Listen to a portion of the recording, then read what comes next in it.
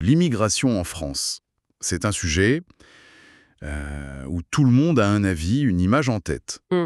Et souvent, c'est celle d'un pays qui serait, disons, plus concerné que tous ses voisins.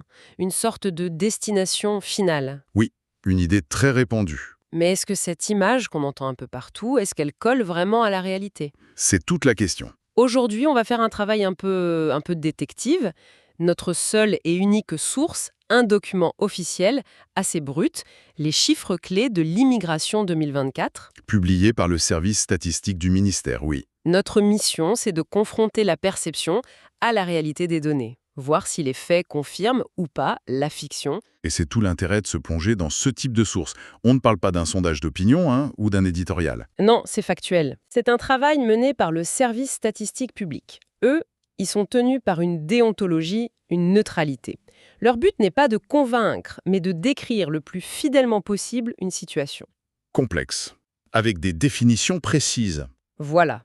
Et sur un sujet aussi sensible, la précision des mots, c'est vraiment la première étape indispensable. Justement, commençons par là, parce que c'est un vrai piège. Dans le débat public, on entend immigrés, étrangers. Utiliser l'un pour l'autre. Exactement, comme si c'était la même chose. Or, le rapport insiste beaucoup là-dessus. Non, ce sont deux concepts bien distants. C'est le point de départ de toute analyse sérieuse. Si on confond les deux, on ne comprend plus aucun chiffre. Alors, quelle est la différence La distinction est simple, mais fondamentale? le critère pour un étranger, c'est uniquement la nationalité. Étrangère toute personne qui vit en France sans avoir la nationalité française. Un point, c'est tout. D'accord. Donc, par exemple, un étudiant américain qui passe 1 an à Paris, il est étranger. Exactement. Ou, cas un peu plus complexe, un enfant né en France de 2 parents étrangers. Ah oui. À sa naissance, il est étranger, même s'il est né sur le sol français. Mais attention, il n'est pas immigré. Parce qu'il est né en France. C'est ça la clé. C'est ça. Pour être considéré immigré par la statistique, il faut cocher 2 cases. Être né à l'étranger et être né avec une nationalité étrangère. C'est une définition qui se base sur le parcours de vie. D'accord, je vois. Quelqu'un qui est né marocain au Maroc et qui vient vivre en France, lui, est un immigré. Bon, d'accord. Mais alors, et c'est là que ça se complique un peu. Si cette personne, après des années, demande et obtient la nationalité française, que se passe-t-il? Eh bien, au moment où elle devient française, elle n'est plus considérée comme étrangère. Logique. Mais pour la statistique, elle restera toujours immigrée. Parce que sa condition de naissance, elle n'a pas changé. Elle est bien née étrangère à l'étranger. Ah, c'est ça qui est contre-intuitif. Complètement. On peut être immigré et français. Ce qui veut dire, et c'est un point crucial pour la suite, que non seulement les étrangers ne sont pas tous des immigrés, Mais surtout, les immigrés ne sont pas tous des étrangers. une fois qu'on a posé ça, les chiffres ont une toute autre saveur. Alors allons-y.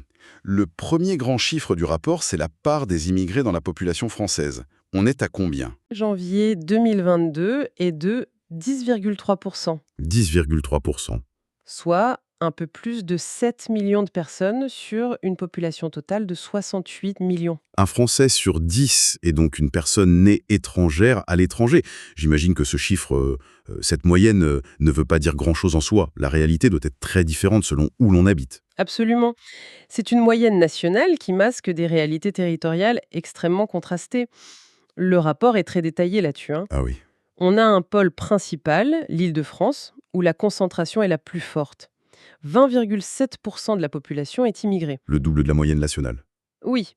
Et à l'intérieur même de la région, ça varie encore. Le département de la Seine-Saint-Denis atteint plus de 30%. D'accord. Et à l'autre bout du spectre? La région la plus basse, on trouve des régions comme la Bretagne où la part de la population immigrée est la plus faible de France métropolitaine, à 4,2%. Un Breton sur 25. Voilà. On voit bien que le quotidien, la démographie, ne sont pas du tout imprégnés de la même manière par le fait migratoire à Brest ou à Bobigny. Et si on regarde l'origine de ces 7 millions de personnes, j'imagine que l'histoire, la proximité géographique, je parierais sur les pays du Maghreb en tête. Vous avez raison, le trio de tête est historiquement très stable, il reflète les grandes vagues migratoires du XXe siècle. En première et deuxième position, on a l'Algérie et le Maroc. D'accord. Mais le troisième surprend souvent un peu, c'est le Portugal. Ah oui, c'est vrai. C'est une immigration plus ancienne, des années 60-70, très liée au travail, notamment dans le bâtiment, et qui reste extrêmement présente. C'est vrai que c'est une présence qu'on oublie parfois dans les débats actuels. Tout à fait. Et le rapport ajoute des nuances régionales fascinantes. Il montre par exemple que cette carte des origines n'est pas uniforme. C'est-à-dire? En Bretagne et en Nouvelle-Aquitaine, par exemple, on note une présence britannique très significative. Ah, les fameux retraités britanniques. Voilà, ou des migrations économiques spécifiques. Dans la région Grand Est, c'est la communauté turque qui est particulièrement implantée. La carte de France de l'immigration est une mosaïque, pas un bloc uniforme. Ok, on a la photo de la France. Et maintenant, le chiffre qui m'a le plus interpellé en lisant ce rapport. Mhm, Notre place en Europe. mhm. On a tous cette image d'une France en première ligne de l'accueil, une sorte de champion européen de l'immigration. Mais les données racontent une histoire bien différente. C'est probablement la conclusion la plus contre-intuitive du document, oui, quand on compare la France à ses grands voisins, notamment sur les flux migratoires. C'est-à-dire les entrées et les sorties. Exactement. Et le et les sorties est crucial.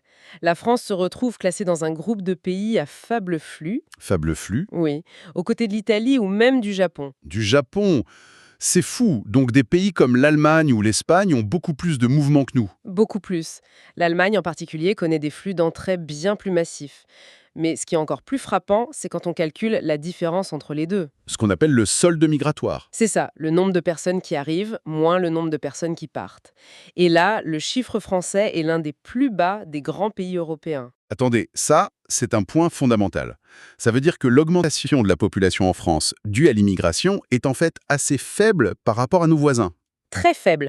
Le rapport la chiffre à plus 0,2% de la population. Et pourquoi?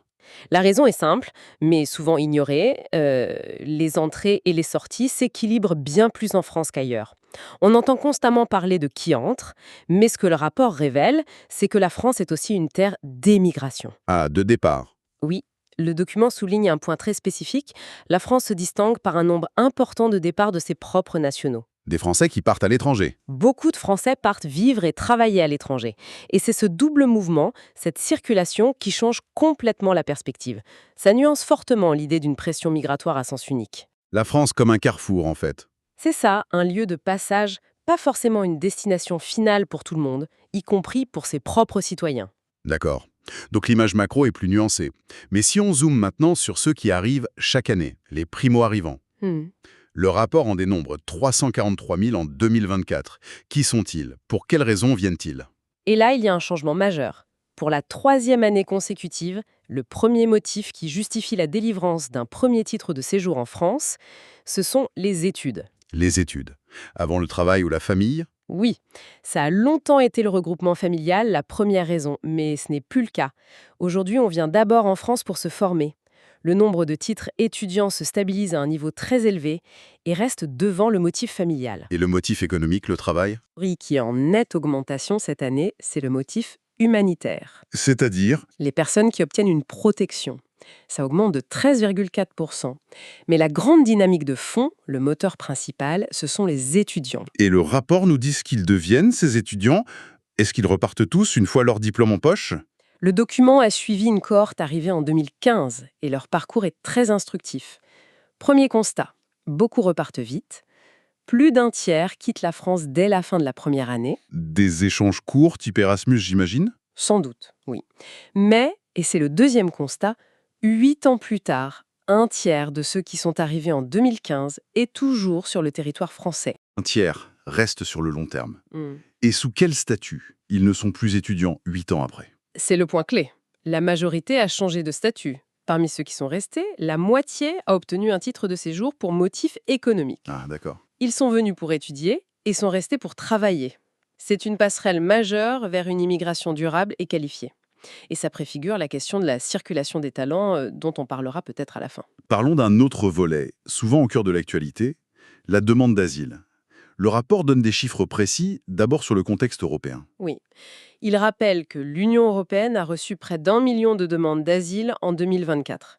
C'est un chiffre en légère baisse, mais qui reste à un niveau historiquement très élevé. Et qui en reçoit le plus? Édition en 2023, elle passe en 4e position en 2024. 4e. Oui, derrière l'Allemagne, mais aussi derrière l'Espagne et l'Italie, qui ont vu les demandes augmenter chez elles. En France, au contraire, la demande a connu une baisse de 5,7%. Et on sait de quel pays viennent principalement les demandeurs. Le rapport cite un trio de têtes, l'Ukraine, l'Afghanistan et la République démocratique du Congo. L'Ukraine, ça paraît logique. Oui, il faut noter une dynamique particulière pour l'Ukraine.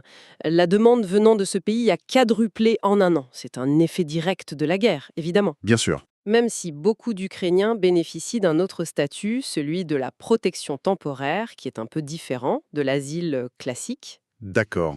Et sur l'ensemble de ces demandes, combien obtiennent une réponse positive? Le rapport donne le chiffre de l'OFPRA. L'OFPRA, c'est l'Office français de protection des réfugiés et apatrides. Exactement. C'est l'organisme qui instruit les demandes en premier.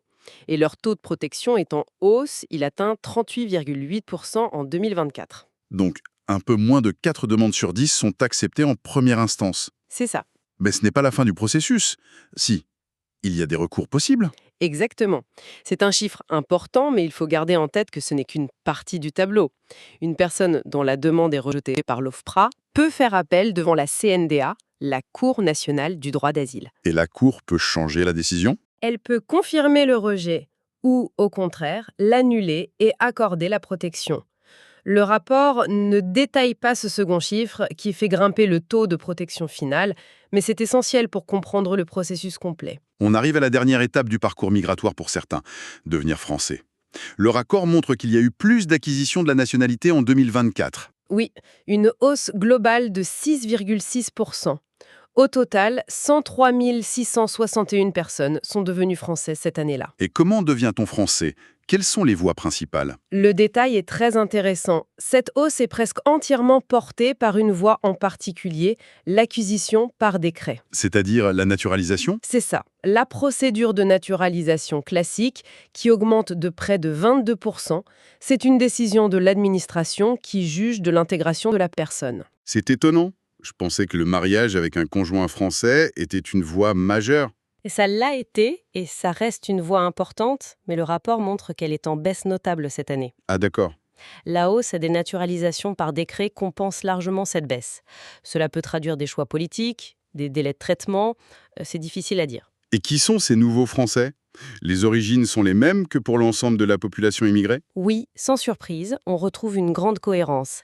Les 3 premières nationalités d'origine des personnes devenues françaises en 2024 sont, dans l'ordre, le Maroc, l'Algérie et la Tunisie. Toujours le Maghreb? Oui, cela reflète la composition historique de l'immigration et les liens profonds tissés avec ces pays. Bon, si on fait le bilan de cette plongée dans les chiffres, plusieurs idées fortes émergent et bousculent pas mal de clichés.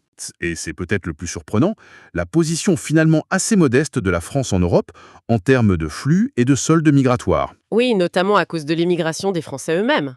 Et enfin, ce troisième point, le rôle central des étudiants comme premier moteur des nouvelles arrivées. Qui transforme l'immigration en une immigration de plus en plus qualifiée. Exactement. Mais en refermant ce rapport, il y a une impression qui reste.